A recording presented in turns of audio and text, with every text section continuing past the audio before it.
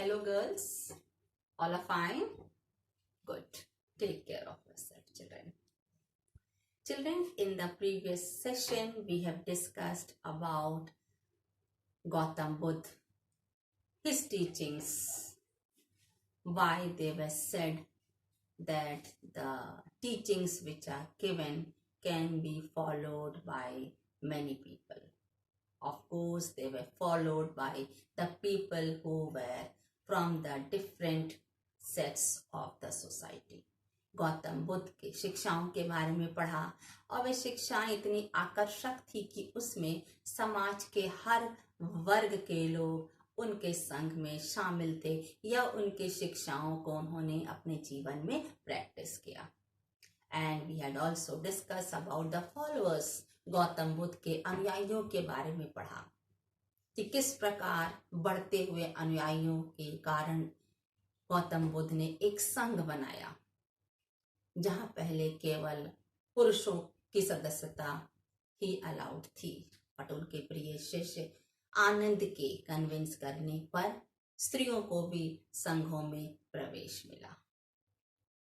किस प्रकार बौद्ध धर्म की शिक्षाएं, जो भी शिक्षा दी गई, whatever teachings were given, how the people practice, how it helped to give moral teaching to other people by their own practices.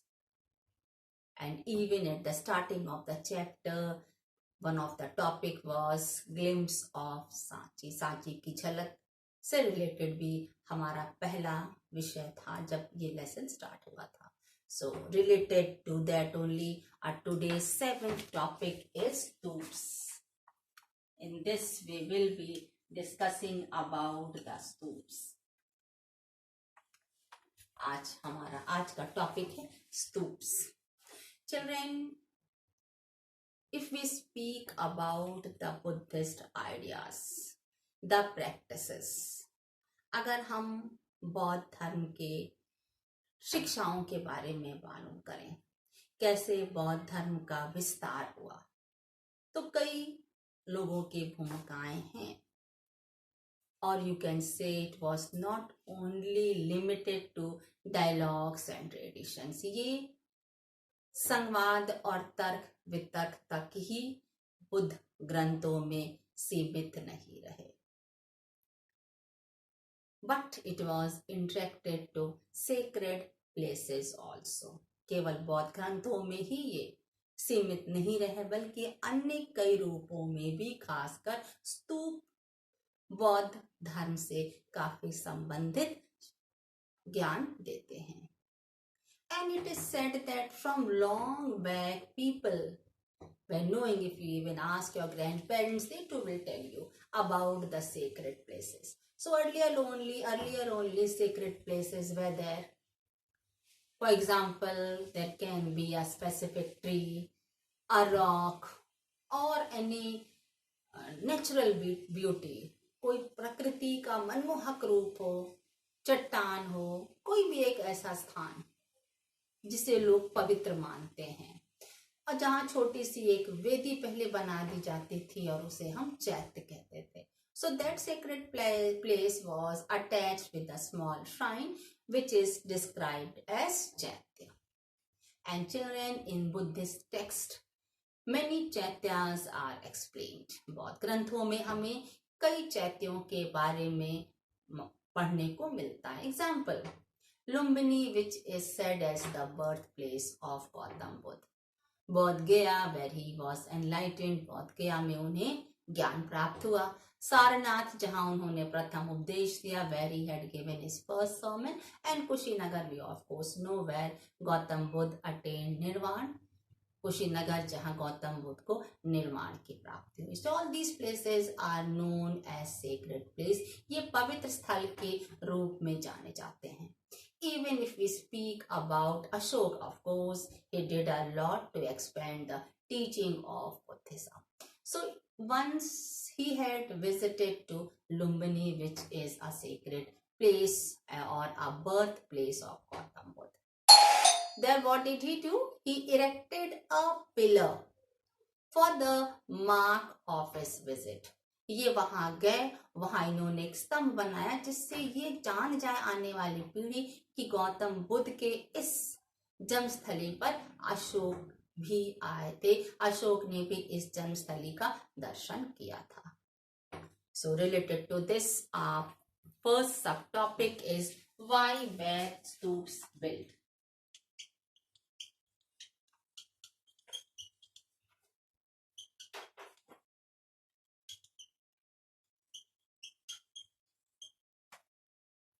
हमारा पहला सब टॉपिक है स्तूप क्यों बनवाए गए, why were they built. Children, other places are of course a secret place, but how? Because the relics or the bodily remains are preserved there, and it had taken a shape of mound which is said as stoop. So same way it is for Buddhism also. The teaching of Buddhism, where we know in the Buddhist text about the stoops, ऐसे स्थान जहां पर इन स्थानों में क्या हुआ, वहां अवशेष जो थे उन पवित्र अवशेषों पर एक टीला बना दिया गया और वह पवित्र स्थान बन गया. तो ऐसा नहीं कि ये स्तूप बनाने की परंपरा गौतम बुद्ध से आरंभ हुई. It must have been in being, but after the death of Gautam Buddha it might have been associated with Gautam Buddha, because it is clearly mentioned in the Buddhist text which is known as Ashokavadan. Ashokavadan जो बौद्ध ग्रंथ है, इसमें it is mentioned that once Ashoka distributed the portions of Buddha relics. उन्होंने बौद्ध के पवित्र अवशेषों को नगर के महत्वपूर्ण स्थानों में वितरित किया और कहा कि इन अवशेषों पर टीला बना दिया जाए. परिणाम स्वरूप कई सारे टीले दिखाई दिए जिन्हें हम स्तूप के नाम से जानते हैं. So what did he say? That on these relics mound should be built. And in 2nd century, only by the 2nd century, we came to know about Bharhut, Sanchi and Sarnath Stupa. The next B topic is why. First we have discussed about why were stupas built, and then it is how were stupas built.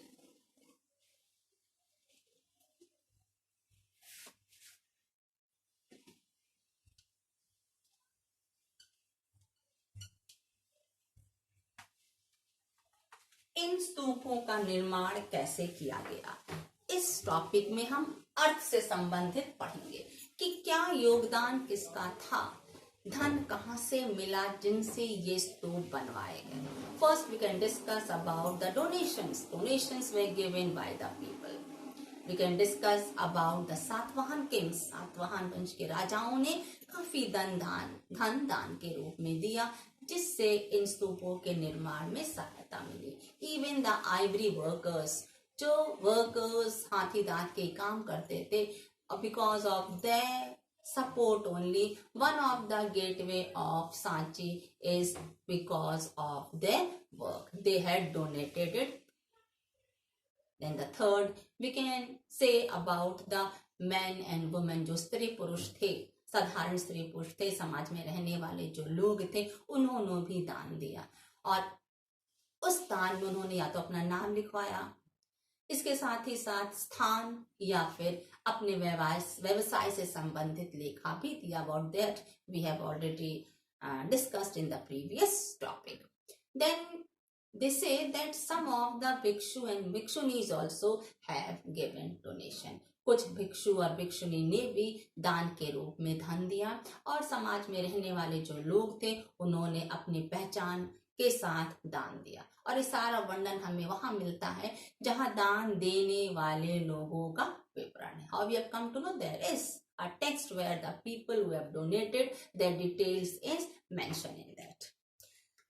Then comes the next topic, topic number C. The first topic was why were stupas built. How were stoops built? The next topic is structure of the stoop. Structure of the stoop.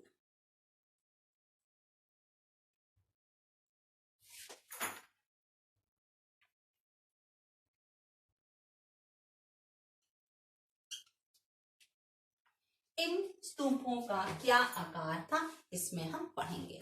आखिर ये स्तूप किस आकार में थे? अभी तक हमने पढ़ा स्तूप क्या थे, स्तूप कैसे बनाए गए, क्यों बनाए गए, किन का योगदान था, आखिर ये स्तूप किस स्थान पर बने, अर्थात अवशेषों, जो पवित्र अवशेष थे, चाहे वह बुद्ध के हों, चाहे उनके जो फॉलोअर्स थे, जो even you can say the people who had respect for Buddha, especially just now we have explained, we have heard about Ashoka, that he had distributed, what did he do? He distributed the relics of Buddha, and even he had erected a pillar where he had gone to visit in Lumbini.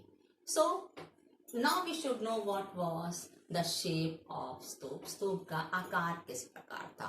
Children, the stoop in the original form, it was in a semi-circular mound of earth. आरंभ में गोलार्ध लिए हुए मिट्टी का टीला ही स्तूप का आकार था, जिसे हम अंड कहते थे. It was known as and. But later on the shape became complex. धीरे धीरे स्तूपों के जो आकार बनते गए, कंस्ट्रक्शन होता गया, उसमें थोड़ी जटिलता आ गई. It was balancing in a balancing form of round and square shape, where it was representing the abode of gods. धीरे धीरे इनके आकार में जो जटिलता आई वो क्या हुई, गोलार्ध लिए हुए ये चौकोर शेप में थे और ये दिखाते थे कि ऐसा लगता है कि ये देवताओं का घर है.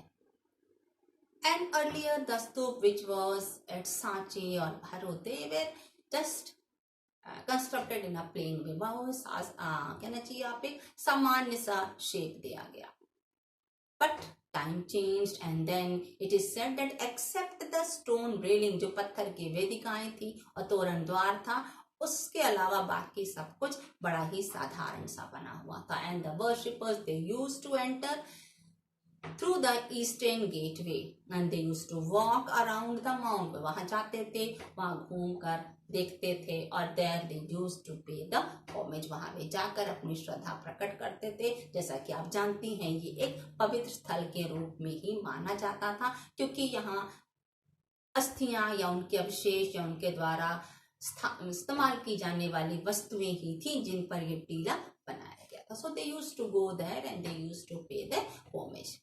But it is said that later on the construction of the stoops changed. Just now we had just heard that it was just plainly constructed. But after that, after some time, the carving of the stoop started. उन्होंने क्या किया, उन स्तूपों पर नक्काशी आरंभ कर दी और नक्काशी होने से वे स्तूप और भी आकर्षक बन गए. That shows the architectural development of that time. For example, if we speak about the stoop at Amravati, that is an example where the carving work on stone is done. इस प्रकार स्तूप अब आकर्षक रूप में भी कुछ स्थानों में दिखाई देते हैं. So I hope you are clear with this topic, children. Okay, go on to the topic. Please listen to the video carefully and copy the points what you suppose to think that it should be helping you to expand the answer, to add to your knowledge. Okay, children, thank you. Have a nice day.